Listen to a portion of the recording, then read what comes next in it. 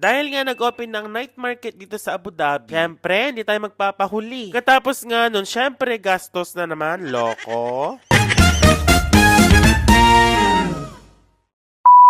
For today's ganap nga, is marami tayong gagawin. Ayan, pagkagising nga namin. Pinainit ko nga din yung lugaw na tira namin kahapon. Sobrang dami kasi. Diyos ko, bawal pa naman magtapon ng pagkain. So habang kumakain kami ni Madam Baby dyan, nagsabi nga ako sa kanya na lumabas naman kami. Since bukas may pasok na naman at maglilimang araw na naman tayong duty. Sabi ko naman sa kanya, Diyos ko, magpahinga muna tayo. Natulog muna tayo ngayong tanghali para may lakas tayong gumala mamayang gabi at mag-duty na naman bukas. So nakatulog nga ako dyan. At sa paggising ko, sa panaginip ko, kumakain daw ako ng shawarma. Kaya naman pagkagising ko, agad-agad nag-order ako sa BBC. Diyos ko, ano ba naman to? Pati panaginip, kumakain. Kaya naman agad-agad ko din siyang in-order. At napaka-craving, satisfied na naman tayo for today's video. Anyways, dahil mabubusog na naman tayo dyan. So kinagabihan guys, magpunta nga kami dito sa may formal park. Dahil kahapon is nagbukas na nga to. Dito nga lang din pa yan sa Abu Dhabi. Rugo, sobrang daming tao. Talagang dinagsa yung mga ganitong bagay. Kaya naman syempre kami ni Madam Baby hindi magpapahuli. Since second day pa lang na open na to, expected talaga din namin na sobrang dami ding tao. Pinuntahan na nga din namin. Kasi nga, Diyos ko, jujuti na naman ako ng 5 araw. Kaso guys, sobrang daming tao. Kapag mag-order ka ng pagkain, Diyos ko, halbuting ka ng 1-2 oras. Tsagaan lang talaga sa paghihintay. Tapos yung mga iba nagbebenta ng pagkain. Rogo, sobrang daming pila. Kami yata ni Madam Baby, halos 1 oras kami naghintay. So nung nakuha na namin yung order namin, wala ngang maupuan. Grabe, kung ba naman sa sobrang daming tao dito,